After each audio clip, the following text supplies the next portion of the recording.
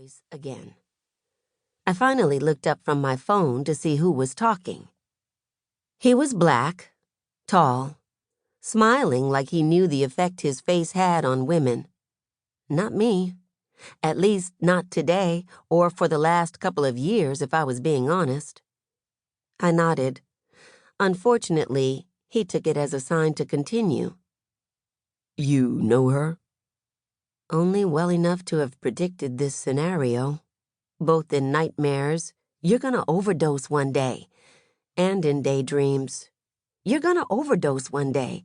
I'll be there when you wake up to say I told you so. I'd played it out dozens of times in dozens of ways for years before I'd cut her off.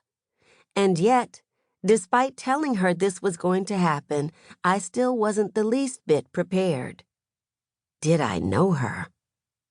Not as well as I should have. She was famous, he said. Well, kinda. Mel Pierce's prized daughter. You know him? Notorious music exec. I'm sure you heard the story about the window. I sure had. I nodded again but didn't say anything, hoping he'd get the hint. Prized daughter.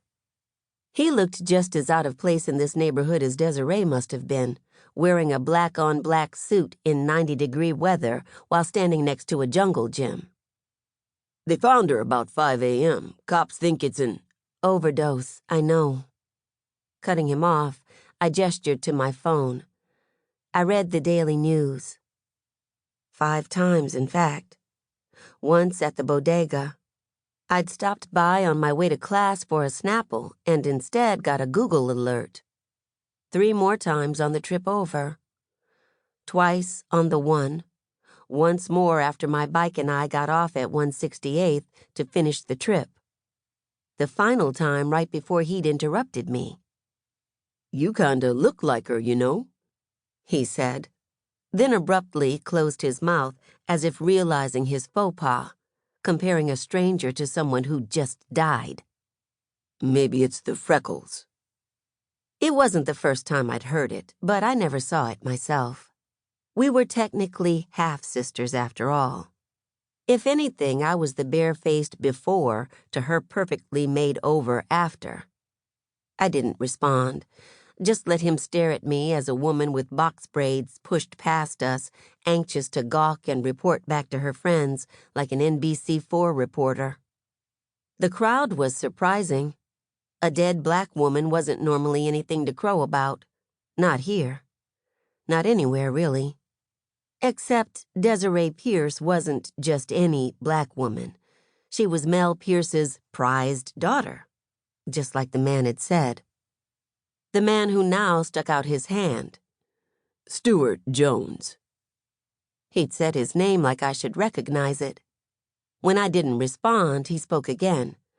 I'm the crime reporter. For the news. He gestured to my phone, and just like that, I wanted to talk to him. "Oh," I said, then raising both brows. "You write headlines as well as articles?" His hazel eyes widened.